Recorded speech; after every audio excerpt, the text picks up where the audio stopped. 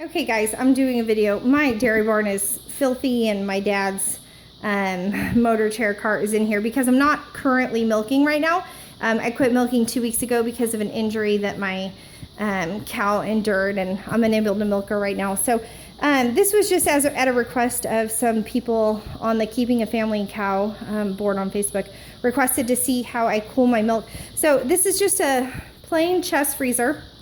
And what we've done is we've converted it into a water bath chiller, which works so well cooling milk. So we have these latches so that we get a nice firm hold and keeping that air in. And I'll explain why we need this wood in a minute. So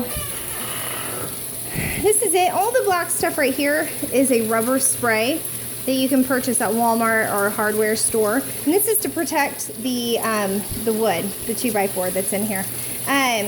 So the 2x4 is here for several reasons. One is to hold the PVC pipe that we use to recirculate the water.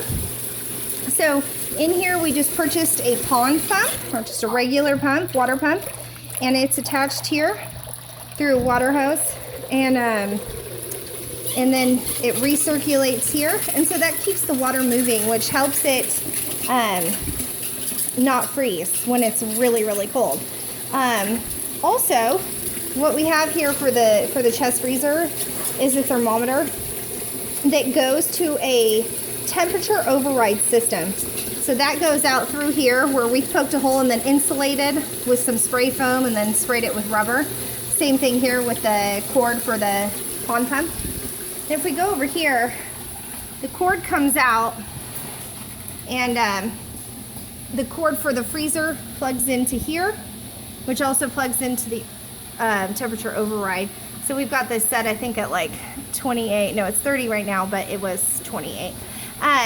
If you have problems with it freezing up or starting to ice up here on the sides, you can have food grade propylene glycol. That won't ever touch your milk. It will just be in the water outside the jar.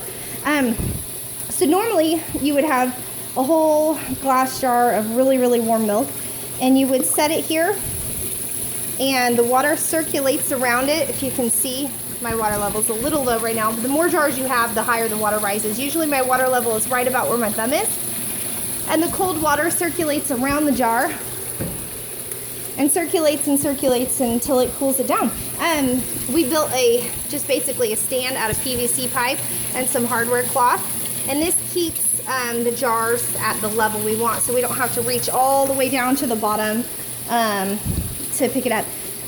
This is basically it. We just milk, we filter, double filter, we put it in glass half-gallon jars, and then we put it right in here, and it cools down so fast. Less than an hour, it's completely cold. So we latch this just so we get a nice tight seal and keep all that cold air in there. Okay, I hope that kind of helps you guys understand. We got this idea via another farm, but because we saw it at their farm, but we didn't actually have plans. We had to kind of figure it out on ourselves. A lot of actual sites that are dedicated to kegerators will have good information on how to do this.